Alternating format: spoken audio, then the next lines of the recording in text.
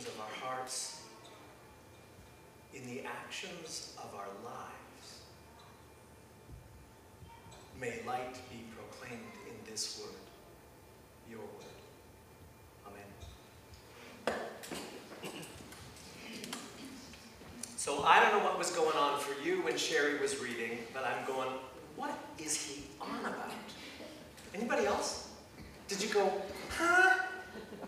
A little bit? Oh, come on, fess up. Well, then you've got it. Who else wants to preach? Because if you've got... Here's what's happening. So, Paul is out in the Asia Minor stirring up trouble, creating churches. Peter is in Judea.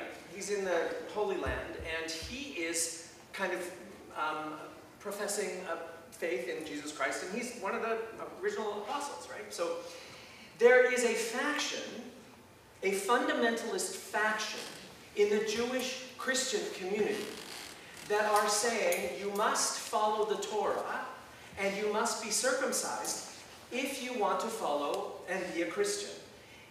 That message is getting off to the Gentiles. And I don't know about you, but being 30 years old and being circumcised is not a nice idea. It doesn't land on me well. And so I think that Paul is saying, A, this is contextual. Paul's preaching to Gentiles in a particular set of social constructs, and Peter's Jewish. He's already been circumcised. It's the air that he breathes. It's the water he swims in. The thing that Paul noticed, however, was Peter was kind of talking out of two sides of his mouth. You see, when Peter was with that Jewish conservative fundamentalist faction, he was following the letter of the law. And he did it. He kept kosher laws. He followed the Torah. He proclaimed circumcision, and he did that. But when he wasn't with them, well, those, pardon? Cheeseburgers.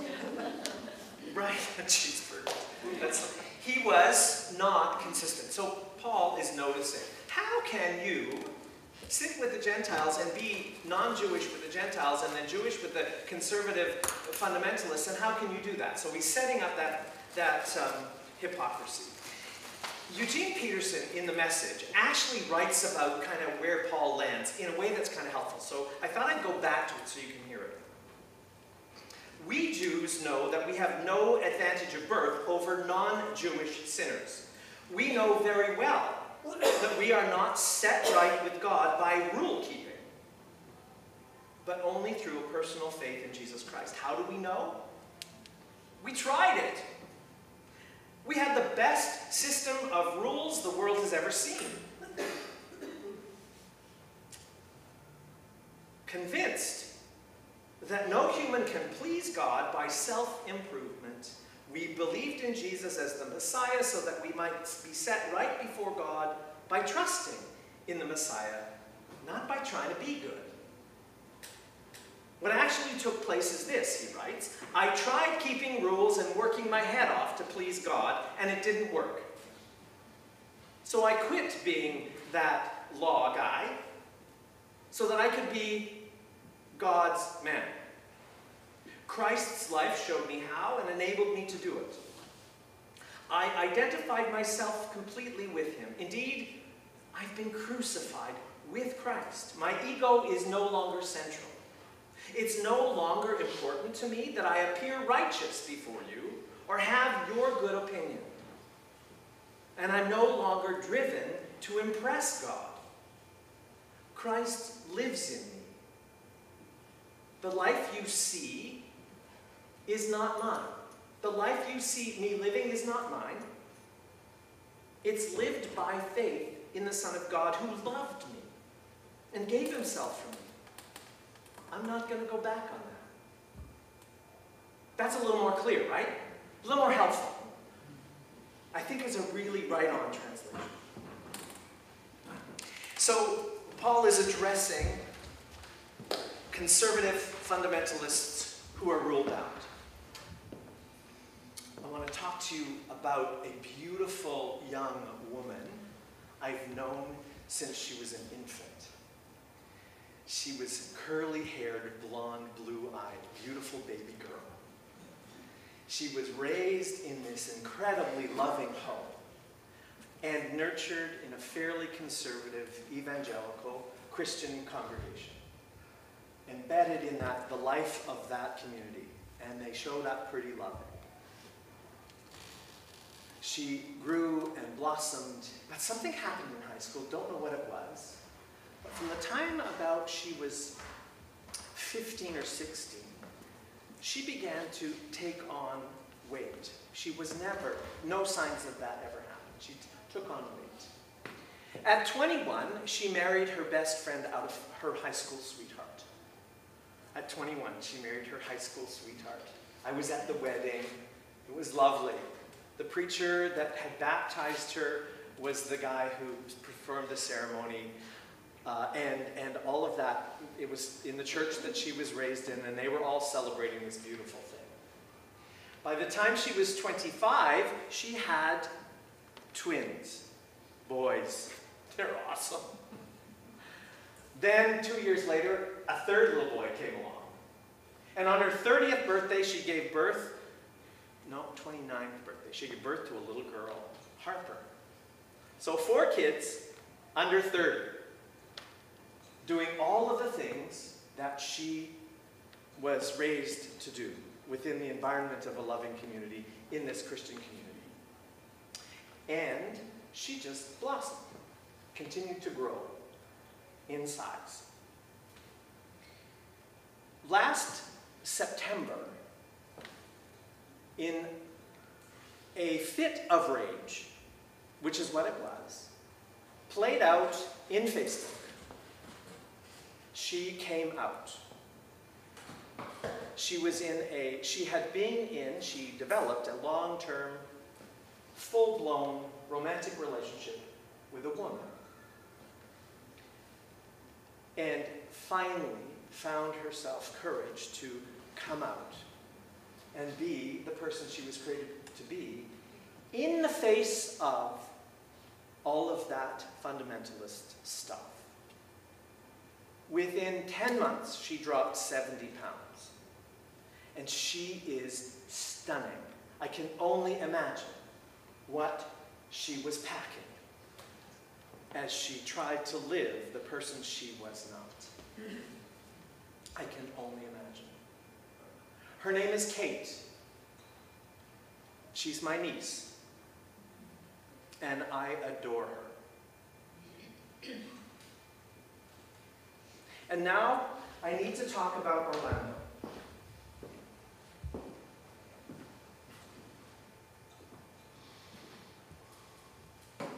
You know, gay bars are not only places where you can meet other gay men, they are places of community.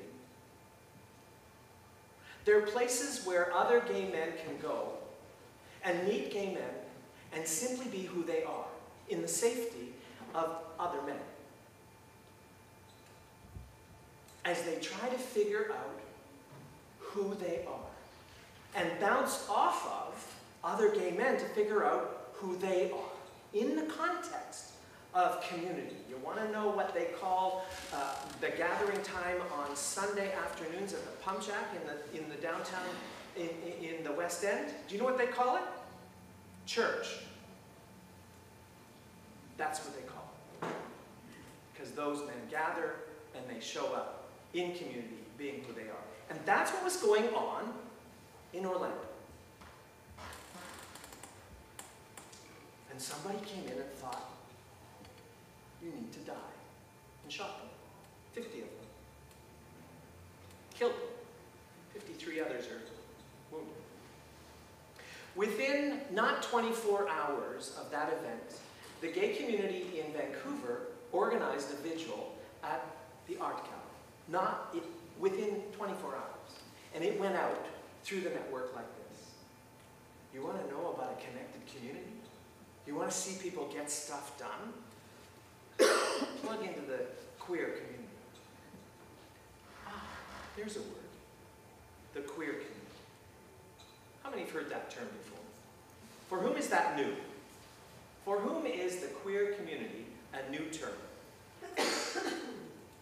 The queer community reflects gay, lesbian, bisexual, transgendered, and anybody who doesn't fit in the sexual norms of what we might say one-size-fits-all relationships. It's kind of those folks who are trying to figure it out. The queer community gathered on the front steps of the art gallery, and it was packed. Our colleague, Gary Patterson, spoke. Tim Stevenson spoke. And there was nothing but love there. Do you know that on the way to that vigil, 3 gay men were beaten on Granville Street, gay bashed, on their way to the vigil? That happened. Hate still lives in Vancouver, you know. It still lives, mostly because people are afraid. And I don't think we can make this a religious battle, because we've actually landed on, oh, it was a Muslim who was, right?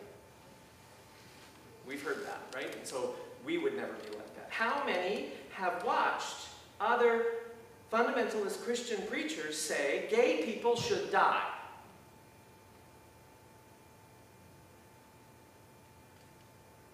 Do you know that's my niece? That's at least 6 ministers in Vancouver Burrard Presbytery, 2 ministers in Lynn Valley. That's 1 minister's former daughter waiting for gender reassignment surgery. That's the moderator of the United Church, former and current. I have a friend who's angry. My friend Craig is angry. He's so sick of the rhetoric. He said to me on Monday when we had lunch, I wish a reporter would go stick a microphone in front of those fundamentalist evangelists who have said all of that stuff and say to them, so this is a pretty good day for you, right?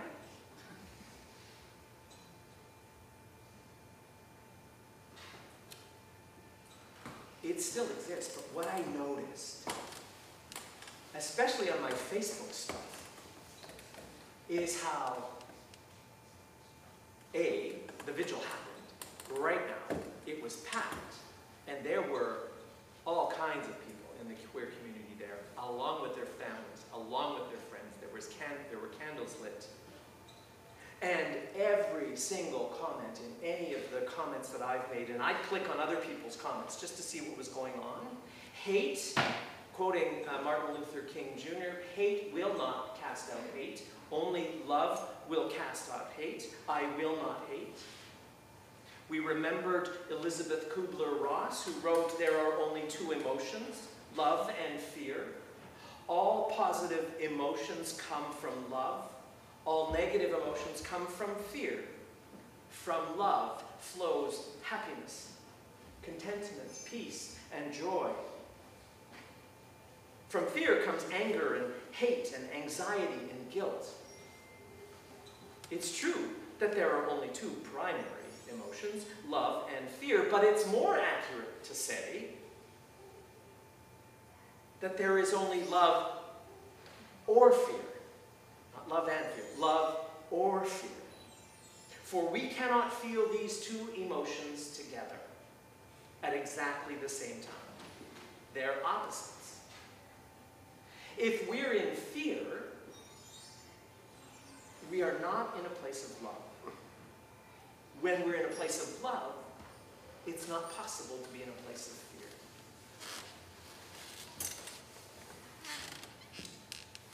So I share all of that because I wonder where we stand as a congregation. Do you know yesterday in the parade, I didn't see 1 rainbow. Not 1 in the Lynn Valley Day Parade. Not 1. No visible sign that Lynn Valley is a safe place for the queer community. This is such an obvious sign for that community that that's all you need to hang. And it's really clear. Not 1. There isn't a church on the North Shore that stands as a beacon outside as a beacon for the queer community. Oh, certainly once you get inside, and certainly once you get inside here, you're really clear about where we stand, particularly in the mainline churches. You go into Mount Seymour United, or you go into the St. Clement's Anglican, or you go over to the Presbyterian Church, they're really clear. But a visible sign, not one on the North Shore. You know, Ken, I've been eyeballing that fin sticking off the new building. Eventually, it's going to be this striking black stone architectural feature. It's stunning, right? That cement thing that's sticking out. Already, I can see a huge vertical flag, rainbow flag, hanging off that fin. And I don't mean permanently. I don't mean permanently.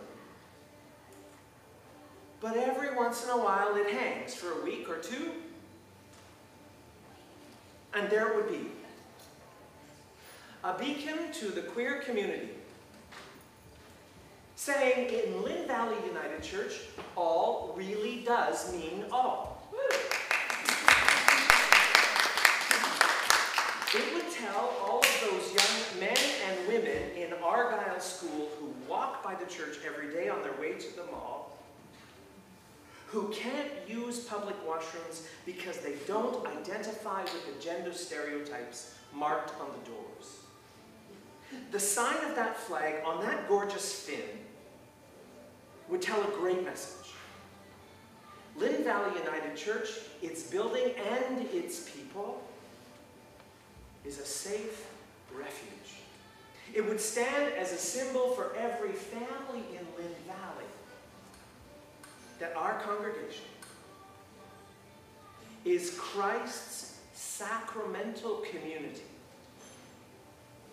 for them to engage their own fears and their doubts and their troubles, to walk the labyrinth in heartfelt contemplation as they try to figure all of this out for themselves. It will be a place to lay down the rules of cultural construct, as Paul was doing in his letter. It's a place that will walk alongside people, those young people, in the lives of all families who are beginning to wonder about how they've been created. Can you imagine losing your 23-year-old son to a shooter simply because he was trying to figure out how God made him?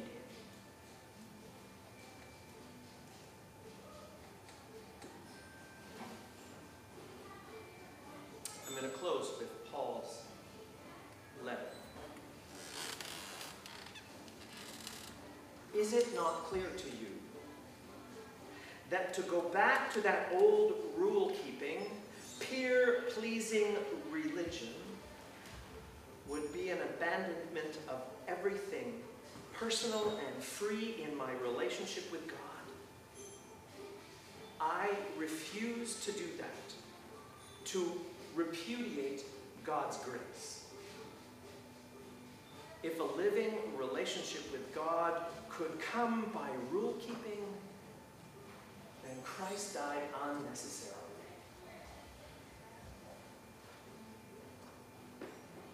Friends, this is the gospel of Jesus Christ. His is no other gospel. May it be written in our hearts as we live the lives that have been given to us. Amen.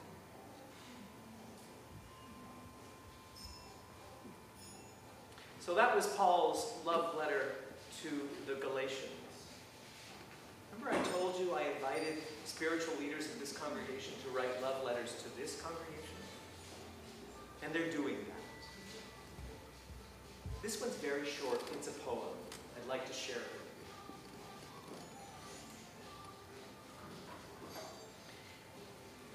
Dear friends, I look around the room and see God in each of us. You teach me the hard lessons over and over. Listening is more important than speaking.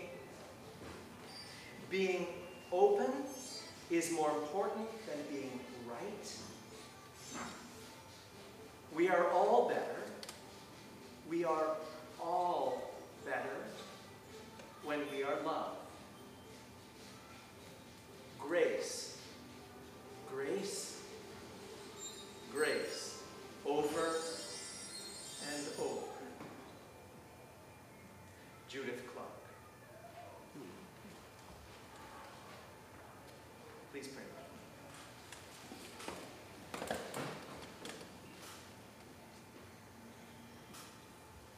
Ring the bells that still can ring. Forget your perfect offering. There's a crack in everything. That's how the light gets in. There are only two feelings, love and fear. There are only two languages, love and fear. There are only two activities, love and fear. There are only two motives, two procedures, two frameworks, two results, love and fear. Love or fear. May we write the hand of love upon our hearts and within our community, that we may be known as the place where Christ sets us free. For it's in his name we pray.